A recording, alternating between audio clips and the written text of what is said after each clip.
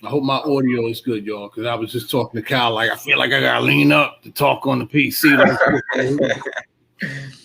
Yeah, man, you need that mic. It's like, yo, right up in it. Grand Rising on some other stuff right now. Let me.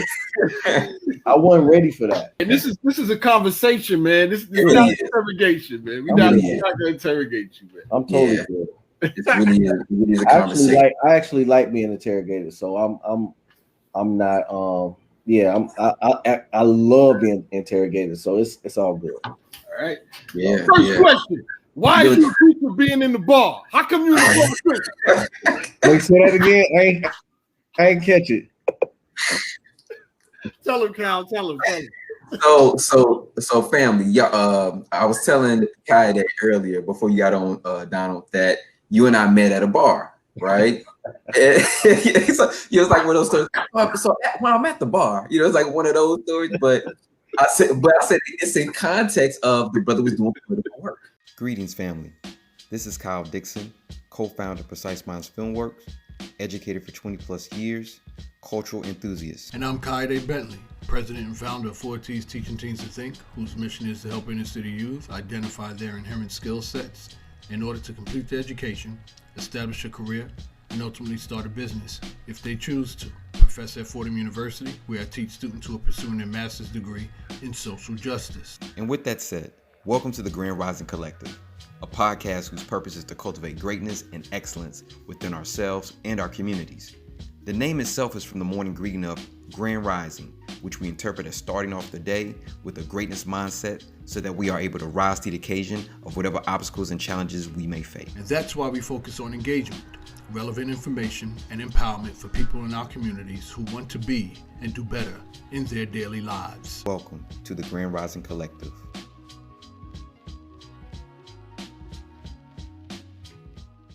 Family, if you already been tuning in, welcome to the Grand Rise Collective podcast here live for you today. Beautiful, glorious, luxurious Saturday. You know what I'm saying? So we're here with my brothers, my co-host KAYODE Bentley, and we have a special guest, a good friend of mine, Dr. Donald Garner, here for you today.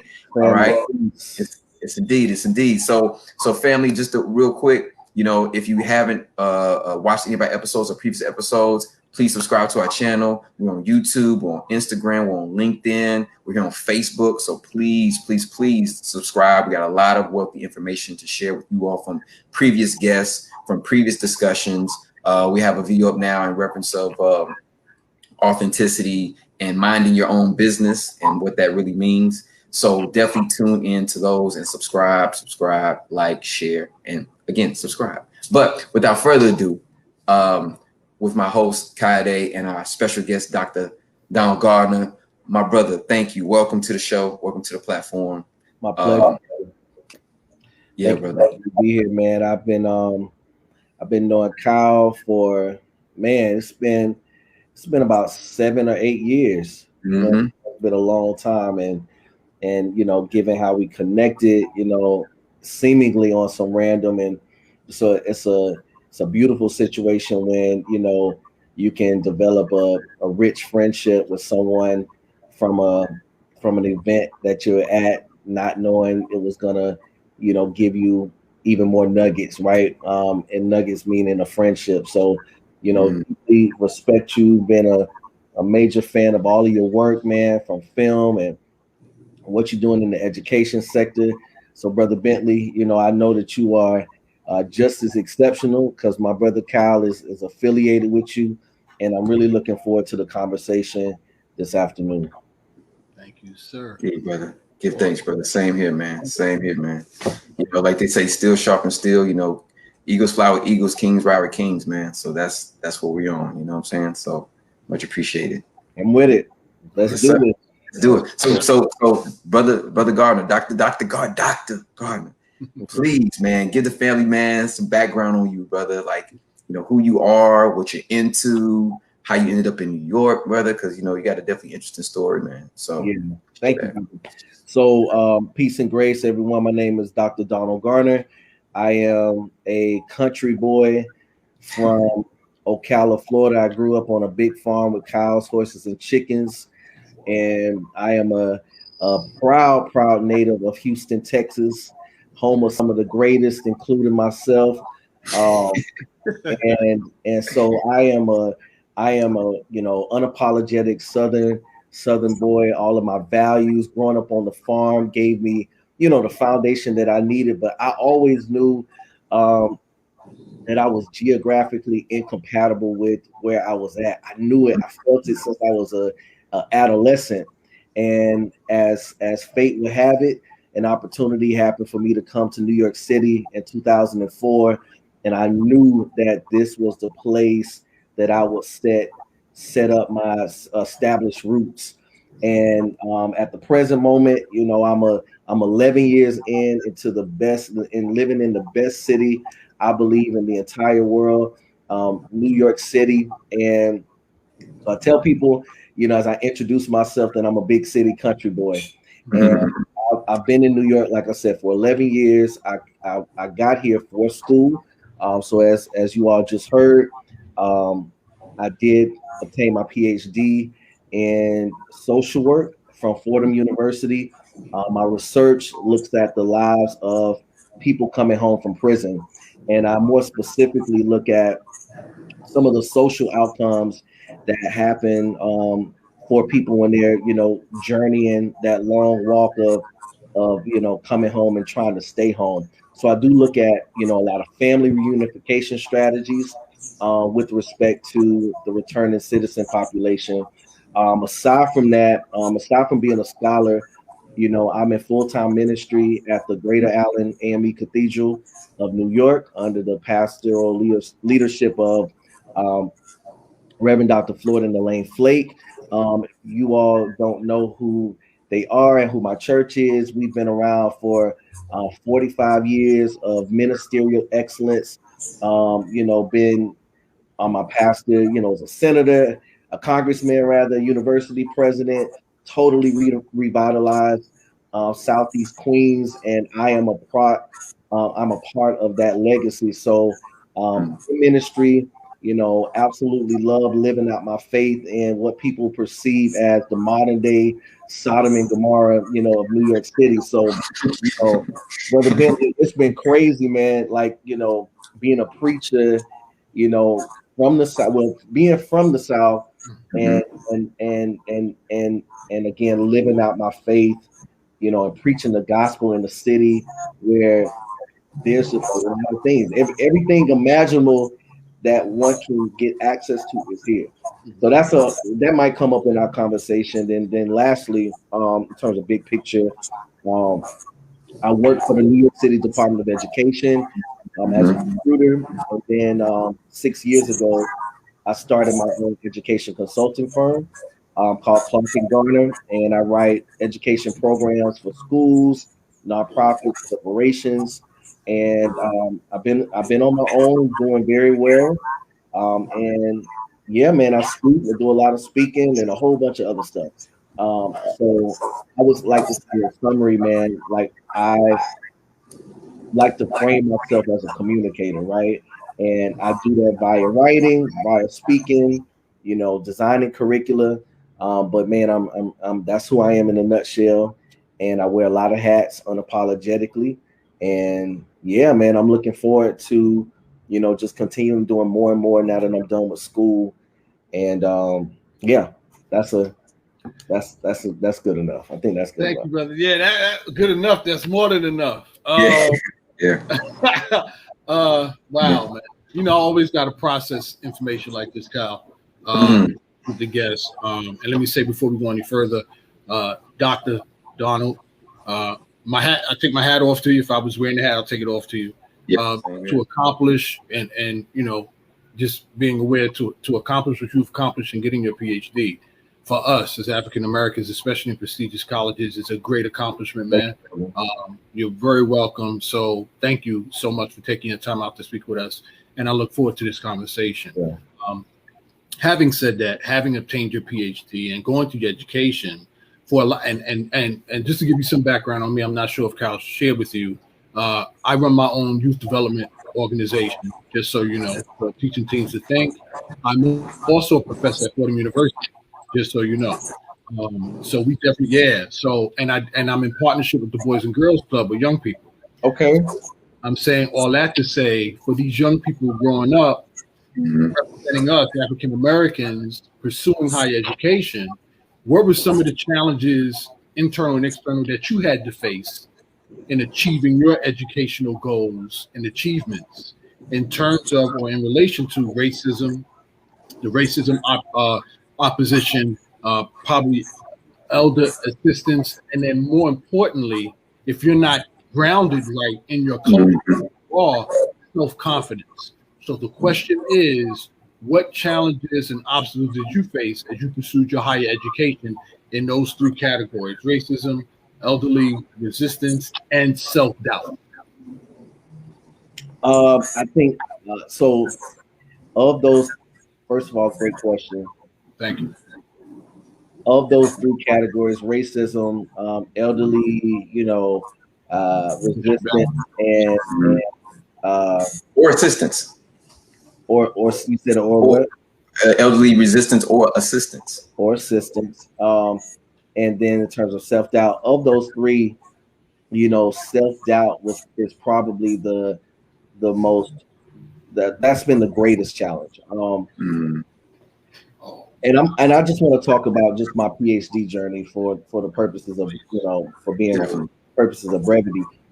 So when a Black person has the opportunity to obtain a PhD, he or she is usually one of the very few in their class, in their cohort. And so when we talk about the imposter syndrome, that is a very real phenomenon, right? Where internally, you're wrestling with whether you are worthy enough to be in a space, right? And I've been affirmed my entire life. But what happens over the years is that if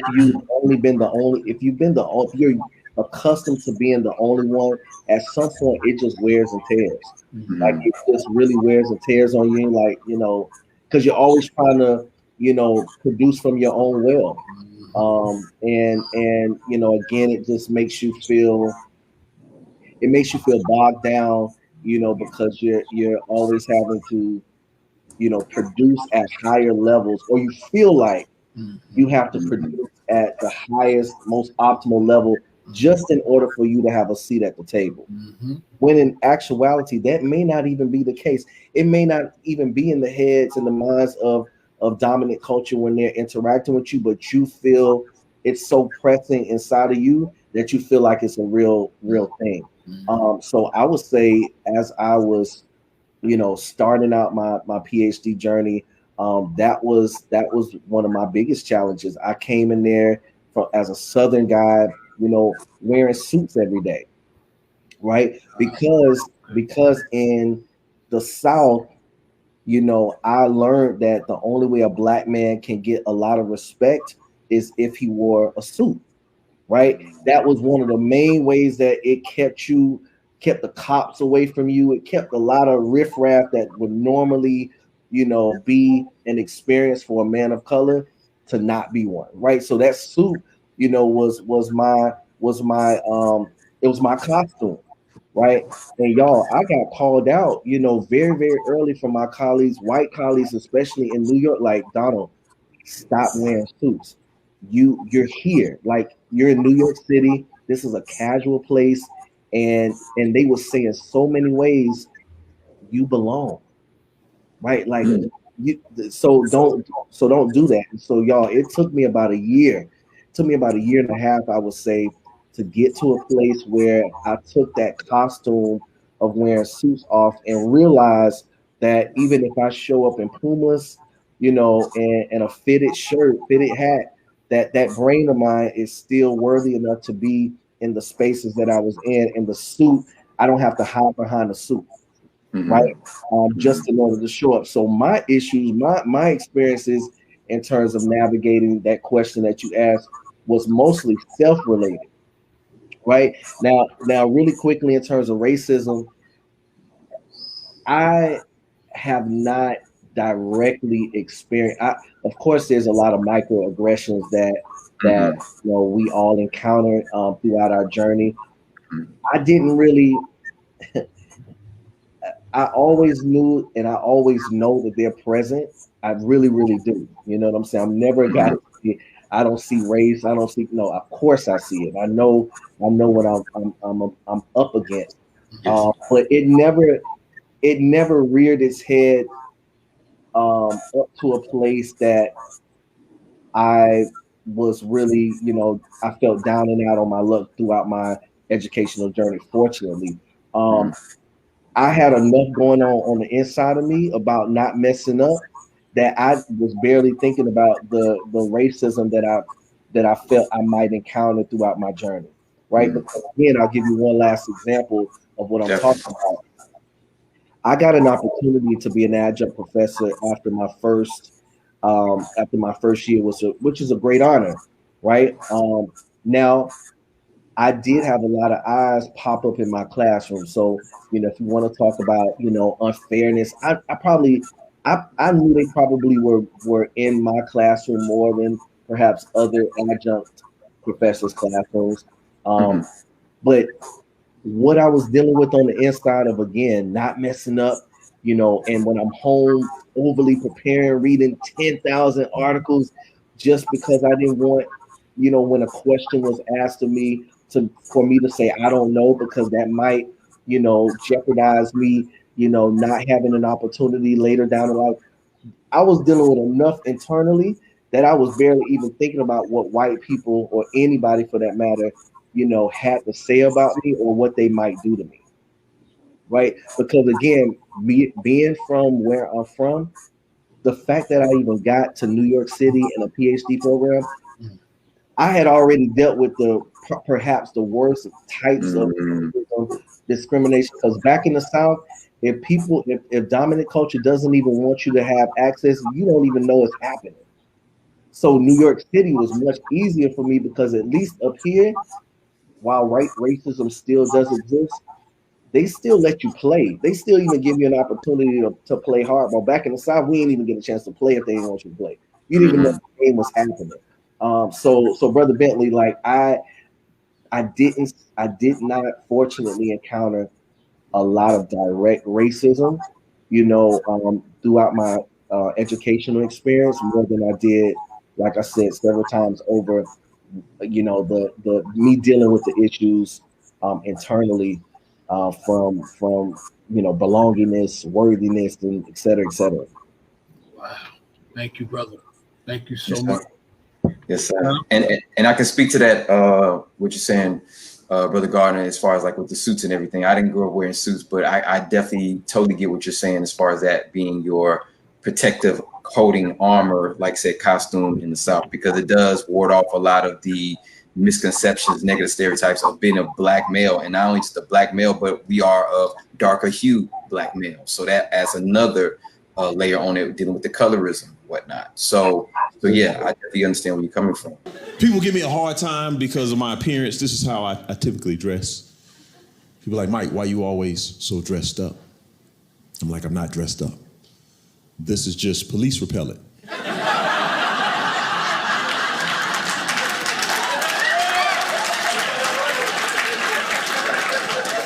I'm just saying I never fit the description,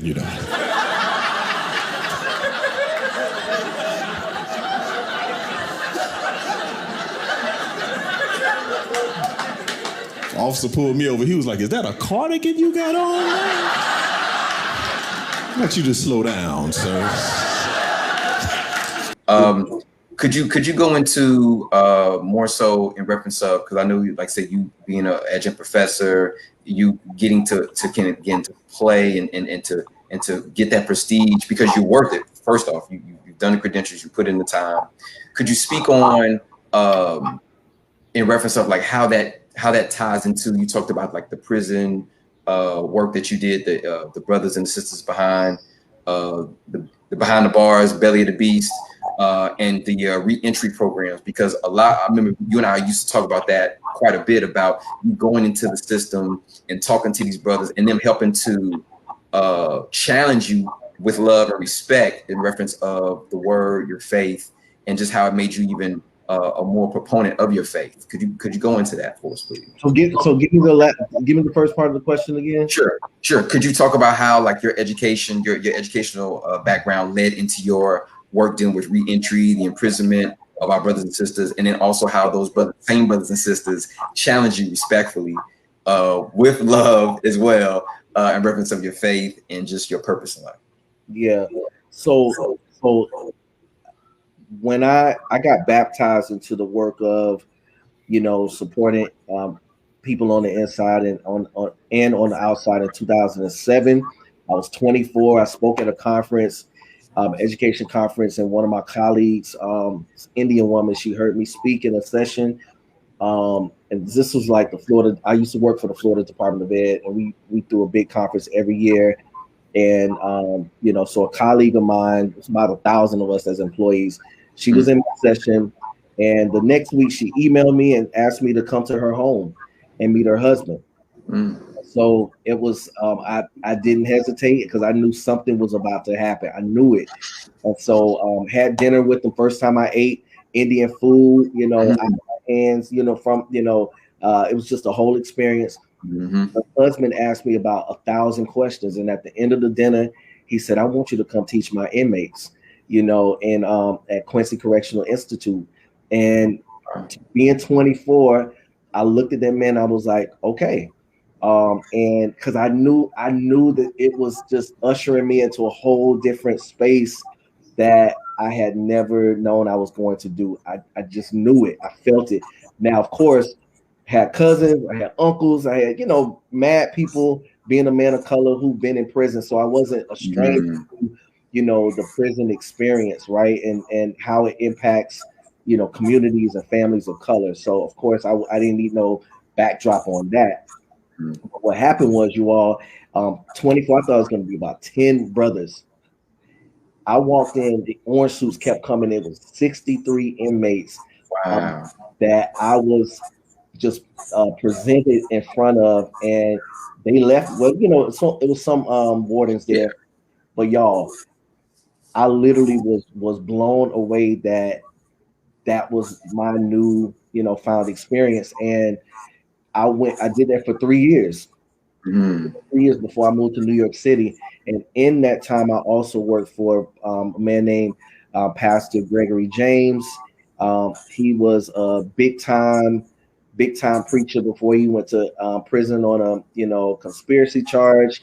He got out in 2008, and I was his reentry director for Tallahassee. So I was teaching in the prisons as well as on the ground level, helping brothers and sisters get their identification, speaking with the Chamber of Commerce to get them jobs. So I was just immersed in all things reentry, like just everything, right? So my education, the question you asked was like, how did my education lead me? My education perhaps led me to that because I've always learned, my philosophy on education is to be a curious thinker, always be curious. And so I think when I had the conversation with the Indian family, right, and he asked me to go into a space I had never gone to, because what I believe about education, curiosity is a big part of it. I think that's what led me, right? Just not knowing, and knowing that there's always a lot of value in not knowing something, right? Like if you're willing enough and daring enough to see what it could be. So and you posing that question, man, I'm so happy you asked me, because I really don't spend a lot of time thinking about how, again, my education led me. But yes, curiosity, because that is a value system of mine. I think that's what led me into a space I had never tapped into. In terms of the last part of the question, which I think is so powerful, man, since that time up to the present, even in my doctoral studies, I pulled my data from supporting a bunch of churches who took on programs that took on people that were coming home from prison. We called them restorative community programs. And so we had this coalition of churches who said, yes, I would love to adopt this program model, and for 19 to 24 sessions, which was about 3 to 4 months, we'll support them in their transition. So that's where, my data was coming from, and me being able to develop relationships with these men, in particular. What these brothers did for me, man, throughout my entire journey up until the present, is they kept me aware of they kept me aware of my blind spots, right? I think what I have learned about knowledge, like if you're especially getting a PhD, you're being trained to be among the greatest around you, right? Like the way your brain is being developed. So if you're not careful, you can overly rely on these tools that you get from the academy, right? And you can, if you're not careful, begin to think that those tools is the goal and the gospel. And what being affiliated with men on the inside who have come out gave me was that sense of humility and openness to what I don't know, right? And so it allowed me to really integrate,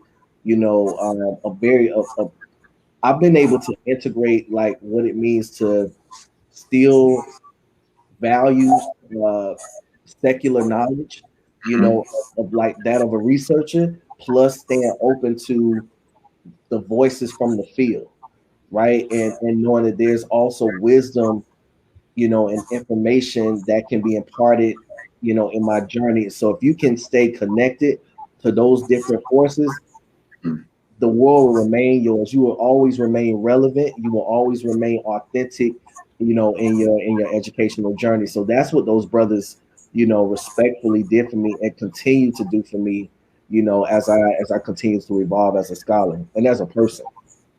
Thank you, brother. Thank you. Real talk. I don't know if we're gonna have enough time, bro. I mean, we got, I'm serious. I'm very serious because, again, with what's happening with the wave, these are the conversations that need to be had. And we didn't even really get into depth with Donald yet. But the knowledge that this brother has definitely needs to be communicated and needs to be shared with the neighborhood, in the concept of building a community. But I really mean that because there's so many questions that I want to ask you, Donald, but we just simply don't have the time. So I'm sure he'll be dropping a book in a few years. So I'm gonna do my best to try and tailor my questions and get as much in as we can with the time that we have allotted. Yes. I couldn't agree with you more, Donald, in regards to staying connected to the root, staying connected to the source. And I say that as a personal connection in regards to my partnership with the Boys and Girls Club, whereas I mentor these young people, hopefully before they even end up in that situation with that strike on them. You understand what I'm saying? And the energy that I get when I speak to them is so encouraging, but is also instructional because it teaches me, it keeps me young, it keeps me alive, and it also builds me because it lets me know that I'm changing their lives, which is similar to the effect that you have on these young men that are coming out to try and, acclimate them back into society. So that's all I want to talk about in regards to that, because I don't want to take up too much time. I want to ask your opinion in regards to in terms of fairness, this big thing that's been going on that I just saw an article on in regards to marijuana. A lot of my new miniature charges that has been specifically directed to us as not minority, but black men, where we've been incarcerated over small offenses such as drugs and marijuana. Now, I'm only bringing this up just to get a sense of your take on it. And if that conversation has come up with the young men that you are acclimating back to society, how do they feel? Here's the question. How do they feel, if any of them have been related to being incarcerated on some minor charges, something like that, and we go into cocaine and crack and difference with that, right? Where now they're opening up marijuana stores and people are profiting off of the one thing that they were incarcerated from in the beginning. So that injustice right there, that's being smacked right in their face. Like, yeah, we had you arrested years ago, but now we're capitalizing and actually making money, and it's a legal thing now. How does that resonate with somebody who's coming out of a system like that. And now the same thing that they were doing and incarcerated for, these other people are getting paid off it. What kind of psychological trauma or effect, if any, that you've experienced with these young men coming back and seeing that just hypocrisy smacked right up in their face? Man, as you were talking, man, I was trying to fight back the tears because, I've only had about, I would say, 5 good combos with brothers that, if I had to give you a number within my program, I've probably interviewed, I would say, let's say about 250 brothers over an 8-year period. A lot of people. So I have a lot of some stories I remember more than others. But of that, approximate number of people that I've had the chance to interact with, maybe I've had about 5 good conversations with these men, because much of my cohort that I work with were older men. So they did go in during the, some went in during the Rockefeller, drug law era, the Reagan administration, and the like, right? Where, at the height of the crack cocaine epidemic, they were, taken away from their families, and Black communities, as we know it, were decimated, by these, heinous sentencing policies. So you can't study reentry, mass incarceration without having that as a backdrop, of knowledge, right? Like you have to explain, but that was what I had to learn on the outside. You ain't learning that in class, right?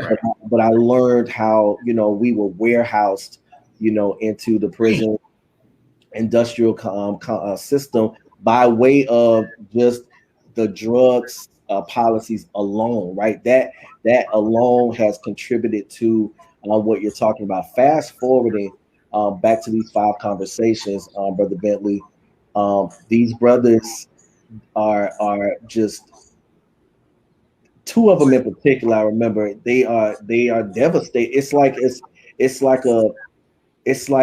I can't really even find the words, and I got a lot of words in my head of the slap in the face, like you said, that they're experiencing, and I don't have enough knowledge about the latest of what people who have been victims of these policies and how they're even trying to break in the industry. I don't even know. Like I need to do some more investigation now that you pose that question. But yes, I have at least heard how hurtful, how disrespectful it feels, that and it goes back to them not being able to feel like full citizens after they paid their time. Right. So the issue of citizenship, continues to rear its head as to whether they are full members of society, right? Because there's no justice, for what they encounter. I personally, on a personal note, it's one of the things that makes me sickest to my stomach. I don't know when I'm gonna get myself at a place where I start talking about it, because that issue is not in the scope of my, where I'm going, So I haven't prioritized that. I do have a number of friends who are in the cannabis industry now, and I do ask questions like, "Yo, bro, have you made some arrangements for people who have industries? Does your organization create jobs for this population in particular?" One of my boys said he's working on that. He's done some of that, but across the board, that is one agenda that I would love Brother Bentley to pick back up, because it is one of the most disrespectful, racist issues of our time that is not, and it's not discussed because Black people are also making money off of it too. So it's murky now because it's not just white people being able to make money, in the cannabis industry. So now, creating an agenda for us to, have restitution for all of the Black people who was taken away from their families, as a result of 5 grams, is muddled. It's just not in the priority chain of how we begin creating or ensuring justice is happening for them. So you hit a very soft spot, man, in my heart about this population that I love, that I've been serving. And thank you for bringing that back up, because I'm gonna put that back on my list somewhere, because it's been off. I haven't thought about it in a while to pose that question. Thank you, brother. Thank you so much. Go ahead, Carl. I'm sorry. Indeed, brother. No, indeed, brother. And that's why we want you to come on here, Dr. Garner, my brother Donnie. So because you have these experiences, man, that we've talked about. I'm sure you talked about with your other peers as well, that definitely need to be shared, and people need to be aware and cognizant of what's going on behind the scenes. And brothers like you and sisters who are also doing the work, man, really doing the work. I want to add on in reference of a question when we talk about politics, right? You and I have talked about this before as well, and we had guests on here before. We had Representative Eric Allen down in Georgia, House of Rep member, and we talked about the marijuana issue with the cannabis and just the drug laws. We did mention what I want to also piggyback on is Jay-Z is also working on initiatives through companies, through buying other companies to deal with the reentry of incarcerated individuals who were incarcerated due to those 5 grams, drug laws, marijuana, etc. I think he's working on owning and partnering with companies that are helping to unpack that and legalize getting these brothers up out of there and giving some retribution, some type of re-entry and profit in their pockets, so that way they can become productive citizens. But what I want to harp on is the politics. I know you mentioned when your pastor is involved in politics out in Queens, and I know sometimes people talk about like faith, or religion and politics like don't mix. The two things that people don't want to talk about is politics and religion. It's like when the conversation comes. Could you speak on that, like your experience with that, and just your opinion and what you've encountered in reference of those two intermingling? Yeah, that is definitely something I've heard my entire life. All of us have heard our entire life. If I just borrow the motto of my pastor and many other, Adam Clayton Powell, Floyd Flake is not the only person who has done it. But if I had to just borrow the motto from the motto of brothers and sisters, even who've done it well, they are individuals who understood that it required for us to have. This is a faith in politics. To me, is a conversation about influence. It's about influence, right? And so the people who understand what the power of influence are individuals who understand the art of integration, right? If you want to be a local, regional, if you want to have nominal influence or impact on the things that you're doing, then you may be a person that says, yeah, I'm gonna keep this, and that, right? If you're a person that is savvy enough, in my humble opinion, that says, hey, I want to optimize all of what is available to me. You answer that question, then you're a person that says, hey, I need to study the art of integrating all of who I am in order to present and get the best and the greatest yield for the people and the things I want to serve and do. So faith in politics for me has always been about how do I best integrate both of those seemingly unrelated spheres together. They are very much related because politics is about a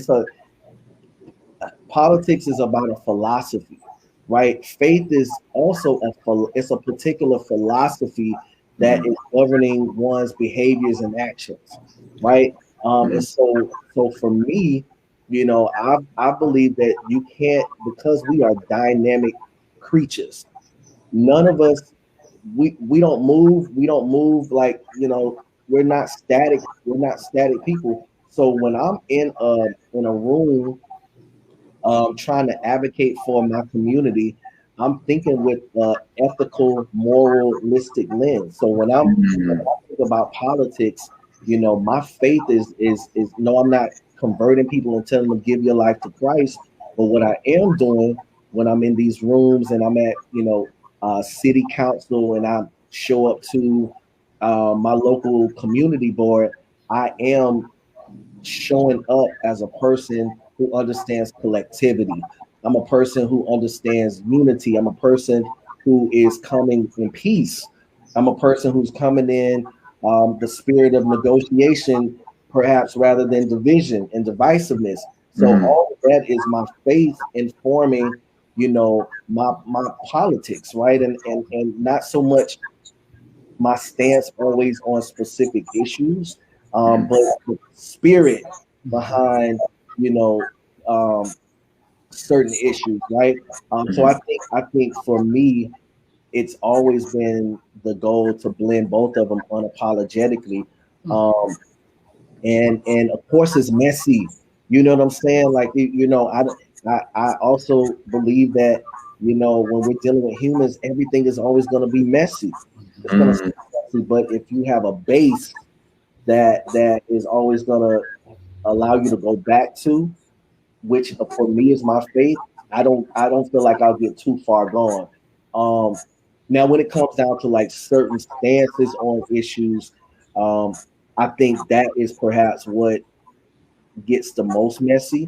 You know, I'm thinking about abortion.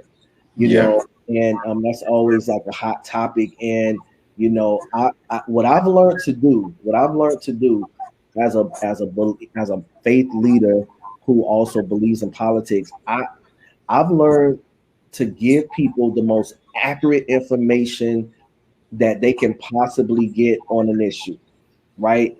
And then I use my faith to give them scriptural references of how they can morally examine it from their own lens, and then they therefore make their own decision, right?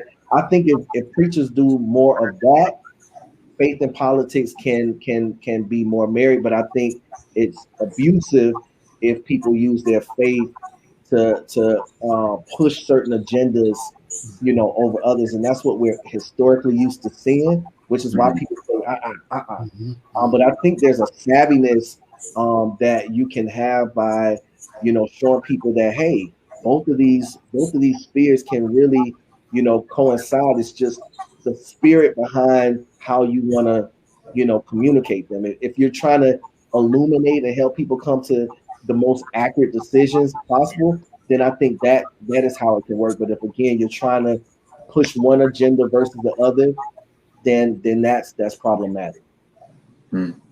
We getting on that Christianity topic, Kyle. You know how I am. Born again, brother. Yes, sir. Dr. Donald, born again. My life has always been, and in Jesus' name always will be, Heru, based on faith. I'm also doing some research and trying to unpack the ill-informed indoctrination of Christianity in the terms of keeping us or any culture enslaved. So that's the process that I'm going through now when I have time. But I'm saying all that to say that this is a very, very impactful topic to touch on in regards to Christianity as it affects us as a culture. So I'm doing everything I can, Kyle, man, not to like dive into some long, you know what I'm saying? So I'm gonna keep it tailored, brother. I'm gonna keep it tailored. Yeah. Please, right, you know, we can deep dive. I mean, the brother, you know, we got the minds here, man. So, you know, I'll do my best. All right, so as I say, let the spirit lead you, brother. You know what I'm saying? Okay.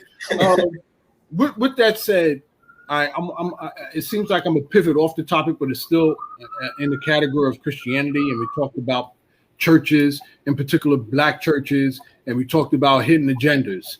So with that, let me just bring this in regards to how the institution of the Black church, like what's its next evolution or the current function it plays in our community.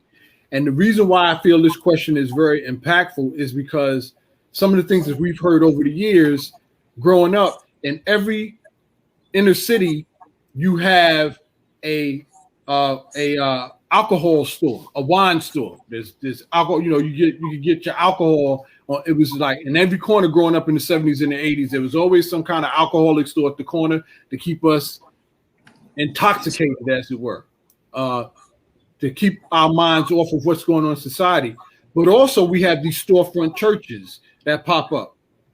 How effective do you feel the Black churches are today? And do you feel that they've changed? Do you feel in direct relation to your statement that you said, do you feel the Black churches are coming to an awareness where their ulterior motive is serving to better our community, or still stay in that whole same indoctrination thing and keeping us indoctrinated, keeping us submissive, still trying to steal from the community? What effective role do you think the Black churches are having on us as a community in regards to those ulterior motives? Do you feel like the Black church is effective for the community now? Has it changed? Man, you had a lot of loaded questions. I understood everything. The last question reiterated, like, do I feel like the Black church is effective now in light of, what has happened in our world in terms of racial justice, with the killing of Black and brown brothers and sisters on the street, with respect to the pandemic and how it has now put us in a digital economy space, less in person, gathering that's where our power has mostly been in person. And then I also heard you from, is it effective just in respect to historically addressing the needs of Black and brown people on a number of different areas, from joblessness to slash the economy to education, health, et cetera, et cetera. So I hear you loud and clear. And this could be the rest of the time. I think you get my mind, brother. I was like, this could be like a 10, 20 minute. No, it's like the rest of the time. So I'll break it up so I won't, It's so let it be, brother. It's so let it be. I think so I've wrestled. Okay, here's what I'll say first. And then we can break it down, because I don't want to keep talking. So I have spent a lot of time. I've spent about the past 5 good years thinking about what it means to be a preacher in the 21st century. And some of my thoughts, I do believe today's preacher has to be more multifaceted and more than ever before. I do believe that individuals should be, bivocational. They should have, he or she should have some stance, some stake, in what's happening in secular society. He or she should be well immersed in some areas of the community. Something in the community should be of interest to you. Whether it's pollution, whether it's, again, jobs for people who didn't go to, for people coming home from prison. I don't care what it is. You should have something, in the community sector. Again, you should be, I think, socially affiliated. You should have your societies that you're a part of, that when you're in rooms and you're trying to push agendas, you can push them even more easily by perhaps being connected to a sorority or fraternity, another, social movement or social group, that can just better champion and push, your issues. And there's a lot of other areas, but I just don't, like I said, I don't want to go on and on and on, but I do believe, in summary, that today's preacher should be extremely, well-rounded, right? Because that's how sophisticated our world has been. And that's how sophisticated our world has been becoming. So when you're in front of a congregation, you know, and because you still have the most power more than a lot of people to change people's lives, right? So that presence that the Black church has had, you know, back from since as long as we can remember, is still there to this day. But it's just requiring today's preacher to not rest on the laurels of church alone, and to bring some he or she should have some more individual traits and achievements that they're bringing to the space, right? Compared to letting just the seat itself be the power. Like just I don't think preachers today should let the symbolic, like the seat of being a pastor, like that symbolic power being what they rest on. Because if you're good or bad, symbolically, if you're standing behind that sacred desk, you still got power. You know, you really still have power. So in that question, going back to the question, is it relevant today? I would say the more we see today's preacher being educated and having a lot of those characteristics that I just outlined, and there's so many others that I did not, I would say that pushes us towards effectiveness and relevance that is needed for that person to be able to, when issues are coming to him or her, that they have more portals to channel and then give it out to people instead of having a myopic, you know, narrow lens by which they're communicating and impacting so many people's lives. I think the more you got under your belt, the greater the likelihood you have to influence people in healthy ways and not abusive ways. In terms of the Black church, so right now I just outlined the individual preacher's plight. In terms of the social issues that, you know, are affecting our time, there's a Martin Luther. He said this in like the 1600s. He said, if you preach the gospel with the exception of addressing the issues that deal specifically with our time, then you're not preaching the gospel at all. I have long believed that when I read the scriptures and I read outside books about, you know, the role of faith in church, I have believed that there should be some type of application, you know, to this Christ that has died for us and redeemed us of our sins and is our advocate, and that we have the same power, if that's what we believe, to advocate for the those who are experiencing injustice and all sorts of, you know, discrimination and racism and on and on and on. So I believe that the Black church should continue to have, here's what I say, the Black church needs to continue to think about what their issues are going to be that they're going to advocate for. I think what's becoming problematic is that, and this is just from my own observations and experience, that I see a lot of churches try to take on all the issues. And I feel a lot of Black churches get challenged and they get pressured by everybody. What the church doing around Black Lives Matter? What the church doing around that girl that got killed on the street? And so as now a person who does represent the church and I believe in the church, I'm now, Brother Bentley and Brother Dixon, saying, I wonder if we now need to really swallow that pride and that ego and have more intentional partnerships with people who do these other things. Because I'm not as convinced nowadays that the church can take on all of the social issues and still be the freaking church. Because what I have believed now, y'all, as a brother who is like, my week to week is spent on being still enough to hear what God, not Donald, is telling me about how people need to think about their souls. Do y'all know how much work that is?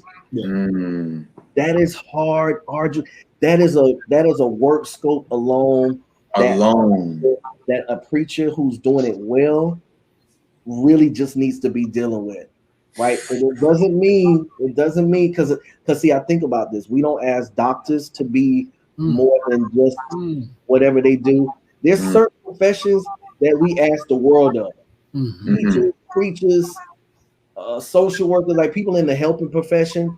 We do ask them to take on 5 different roles that are at the end of the day unfair, and it usually leads these people to quicker deaths than they needed to have. And so I think the church, from an issues perspective, needs to really be thoughtful about, how okay, here are our issues, and here's the organizations that we can band together with to help us get more bandwidth to meet the everyday needs of people, from mental health to job recovery to educational access, and on and on and on.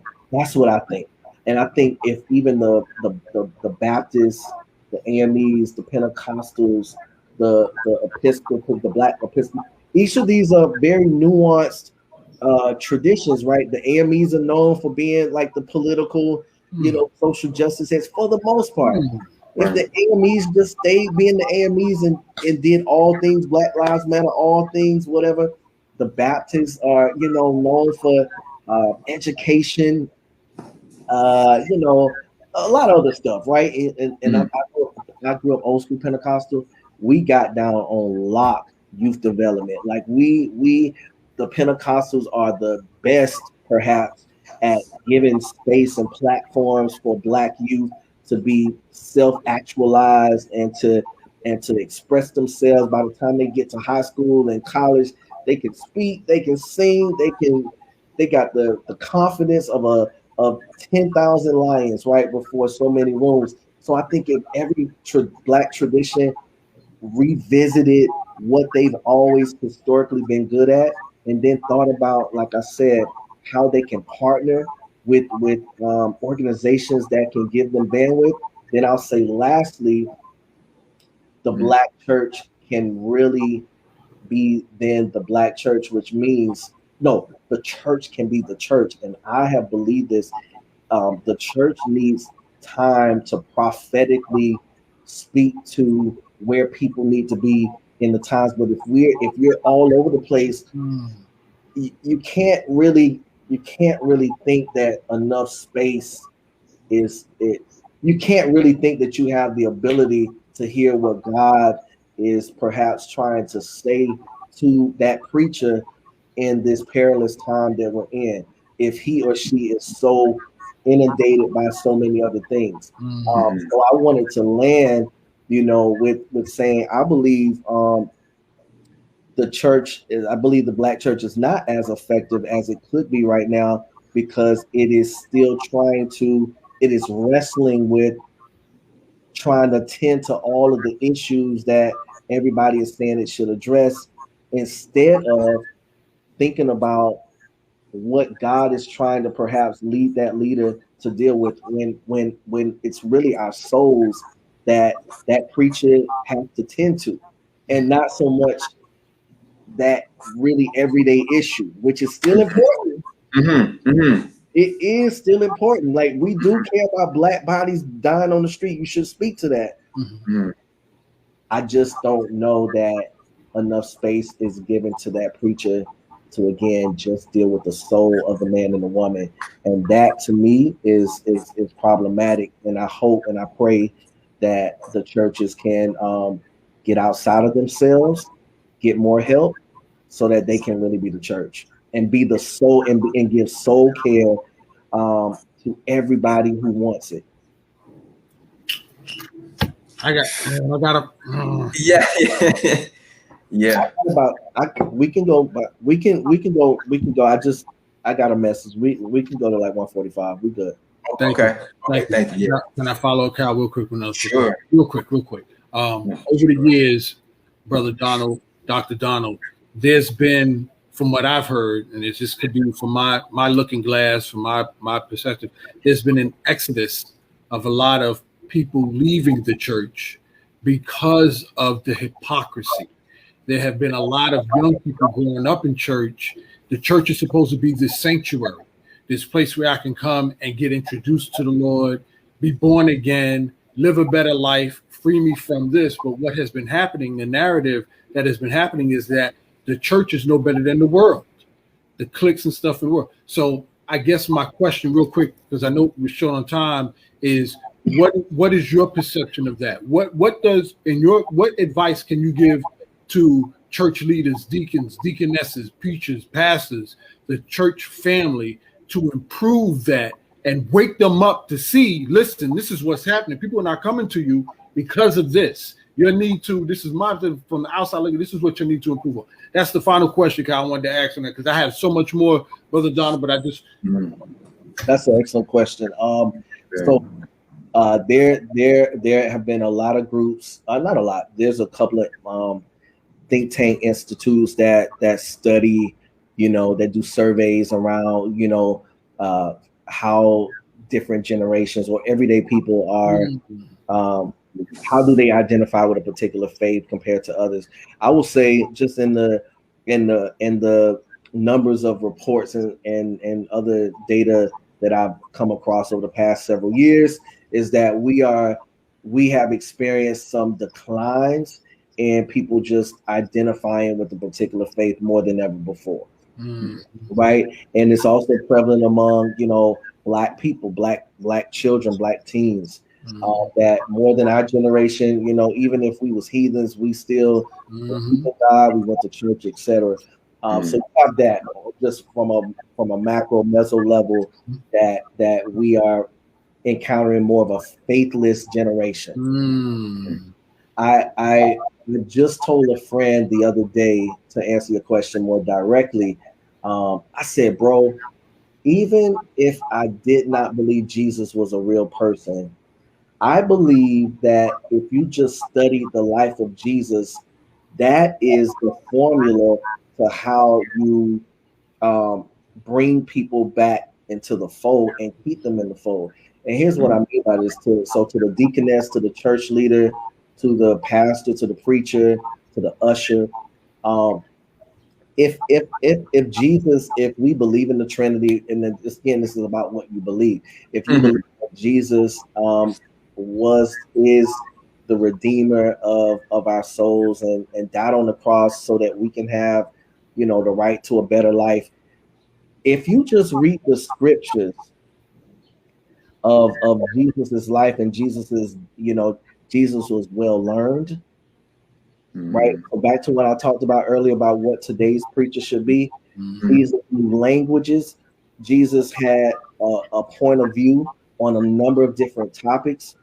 Jesus was respectful to his mother, even with respect to him knowing that he had divinity. Right. Like he listened to his mother in terms of turning the water into wine against his better judgment, but he still had respect and deference to his mother, right? Like just that humble humility, that spirit of humility that Jesus, continued to exhibit. Jesus constantly showed us how Jesus was constantly squaring up against, people who felt that they had and were the final judges on on how people live their lives. He was always standing up against the Sadducees, the Pharisees, and they asking him, why are you healing, this man and this woman on the Sabbath?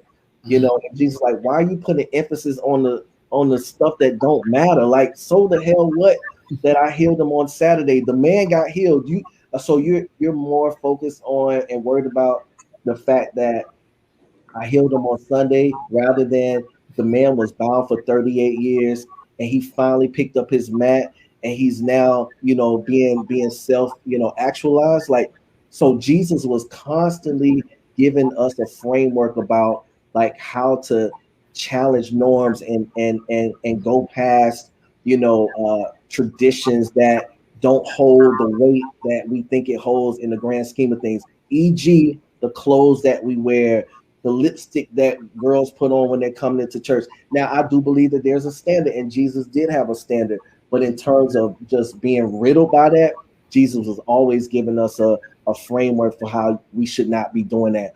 Jesus was always hanging out with the underdogs, the misfits, the people that did not, that people who felt like they were above the law or above whatever because of their secular accomplishments and pedigrees and lots in life, didn't feel like they were worthy of, right? And didn't feel like they had the privilege to belong.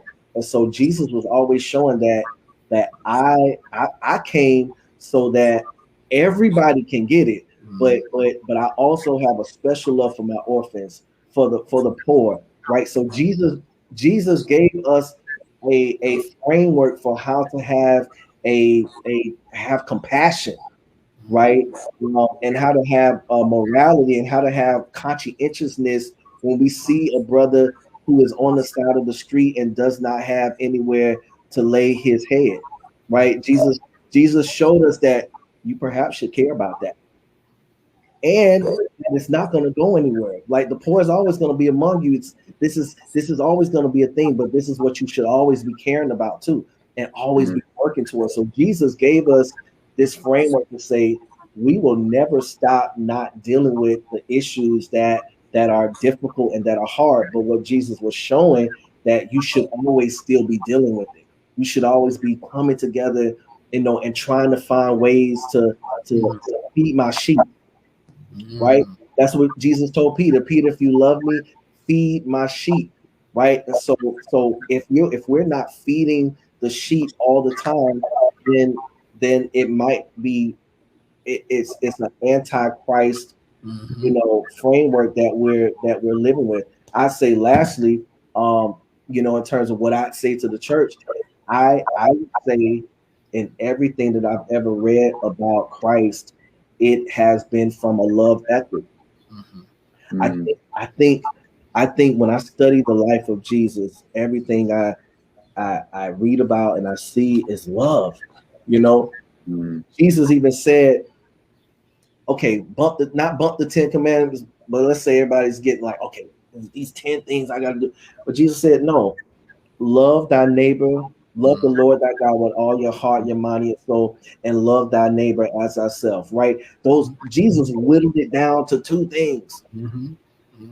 Loving him, loving Christ, loving the Holy Spirit, and then love it, and then you embodying that love on the inside of you, that it will emanate out into everybody else and everything else that you do. I think if we move with a love ethic, that will single-handedly give us a better framework of how to draw people into the fold, right? Like I love one of my favorite scriptures that my ministry partner and I talk about all the time, where Jesus said, if I be lifted up, I will draw all men to me and women to me, right? Boys and girls unto me. So what I've learned to do, you all, is I lift up Jesus. And if the everyday preacher, the everyday deacon, the everyday usher, if we just lift up Jesus, then Jesus will do Jesus's job and do the drawing, right? I don't have to draw if I lift him up, right? If I represent him in everything that I do, everything that I say, then the transgender brother, then the crackhead, the person on the pole, the person who is just on the street, just drenched in hopelessness, the rich person who has all the money but no void in their soul.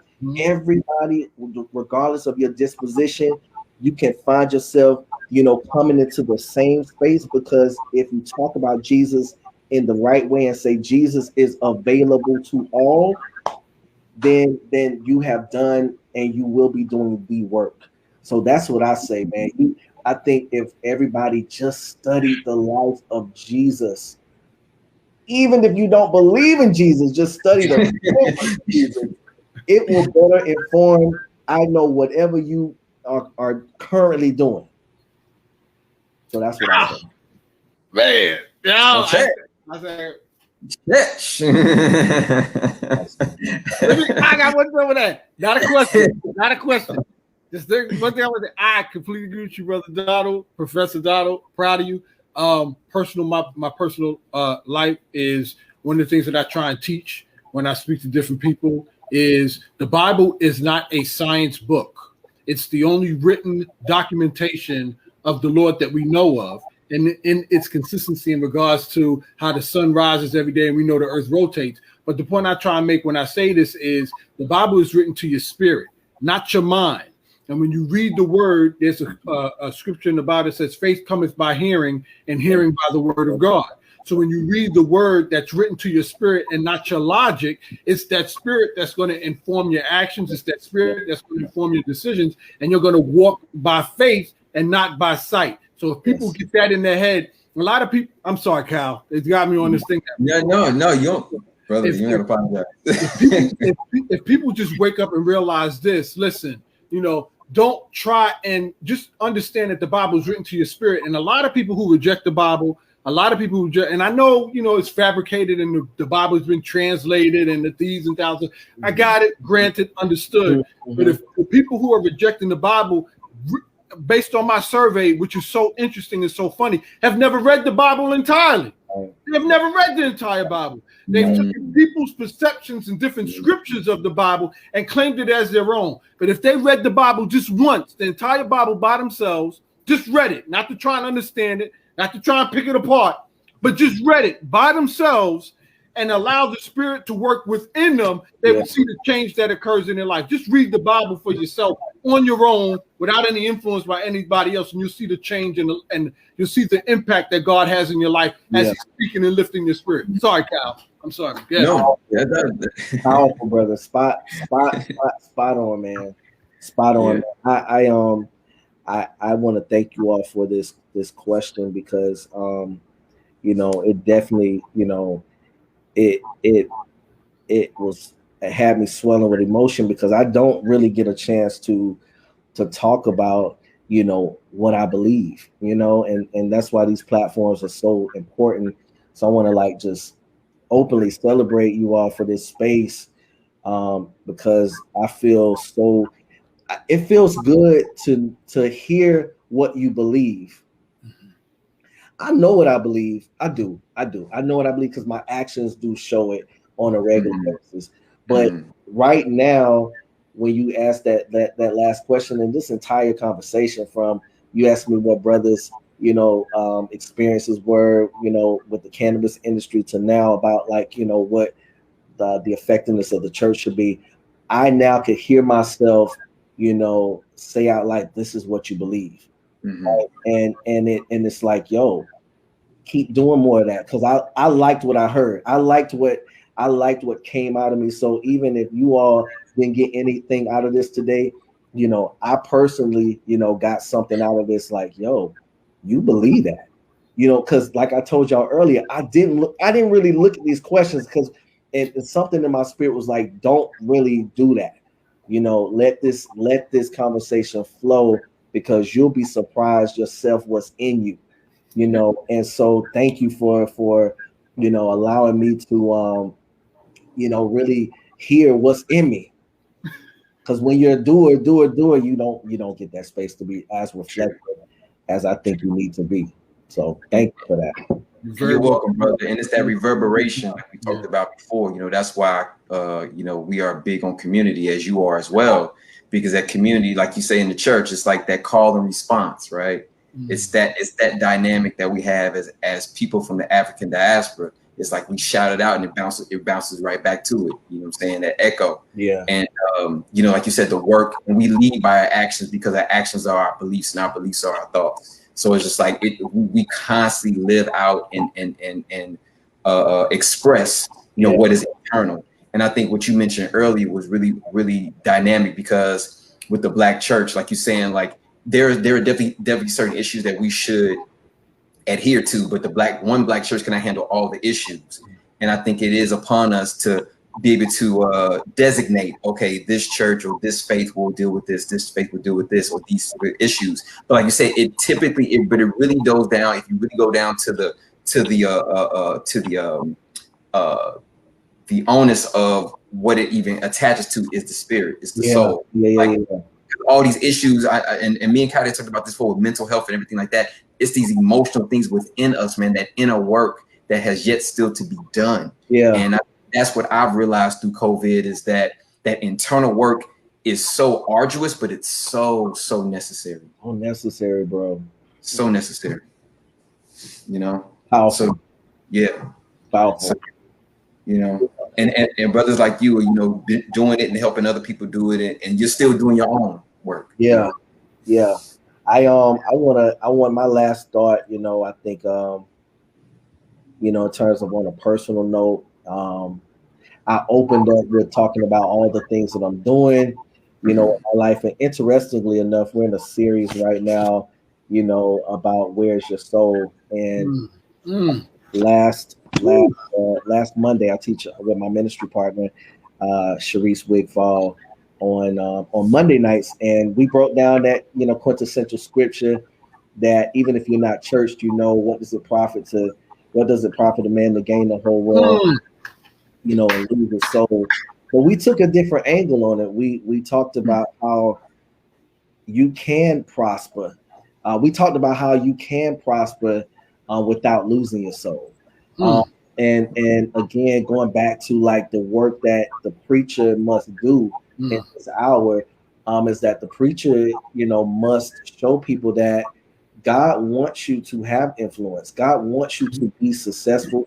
God does want you to be that CEO and that entrepreneur, and you pledge in a fraternity or sorority, if it means that you're going to be able to advertise the kingdom of God, right? On a very stealthy platform, right? But what I also love about, you know, what I do as a preacher and the lens that I take is that I'm showing people how to stay anchored, right? How can you stay anchored in a way that the world doesn't overtake you? And so there is a way that, you know, your soul can prosper even as you prosper, you know, personally and economically and professionally.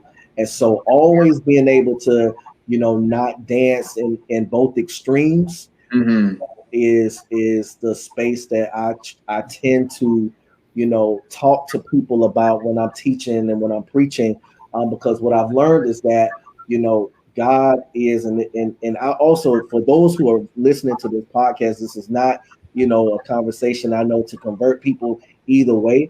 But if I must give a recommendation, I would encourage everybody to read the book of Ecclesiastes. Even if you're not a believer, I think that is a great entry point into people being like, yo, I think this Bible thing might be.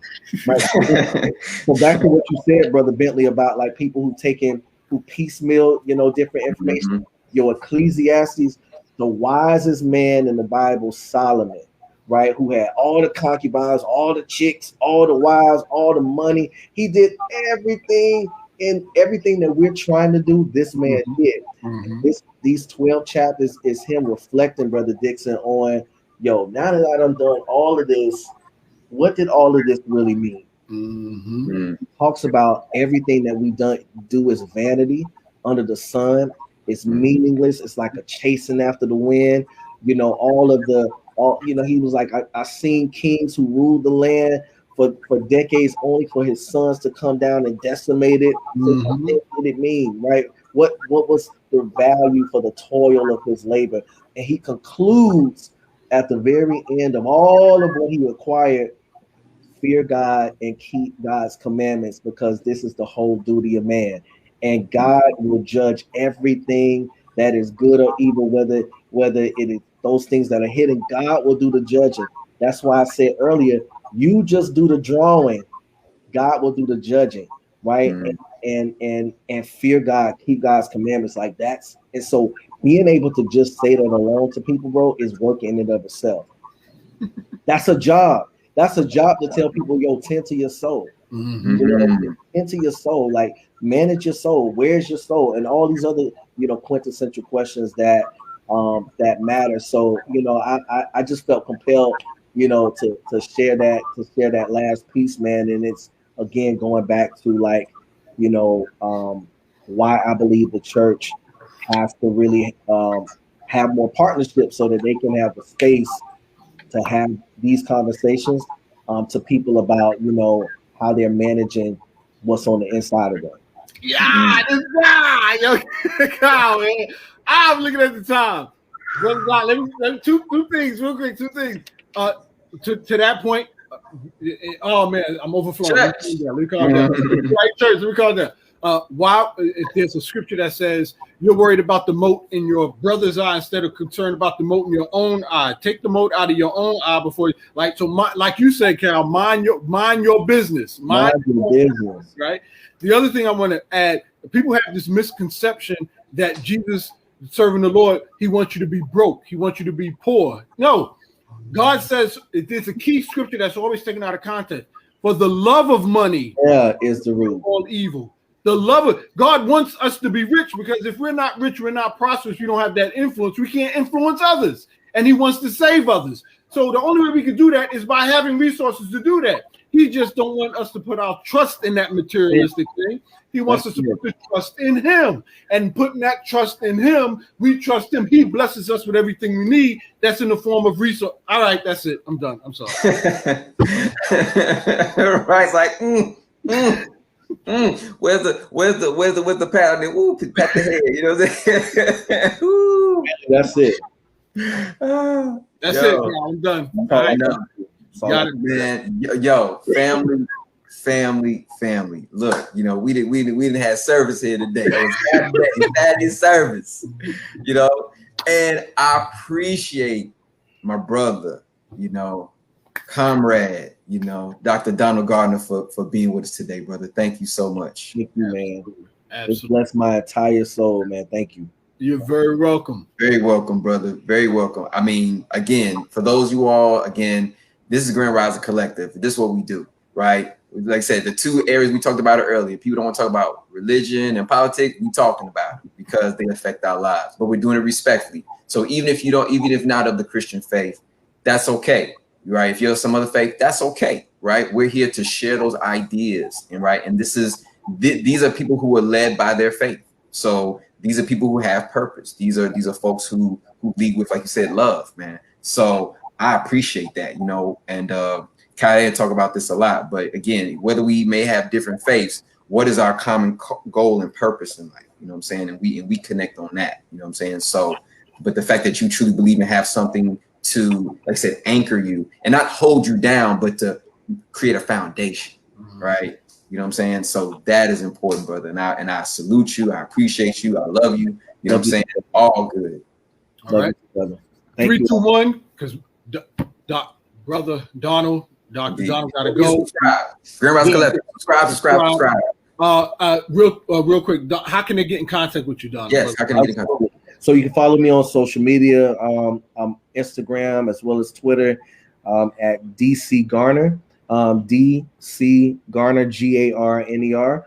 And you can see everything that I got going on. And website will be, dropping soon. So on my social media handles, you'll be able to get those updates about how to follow me.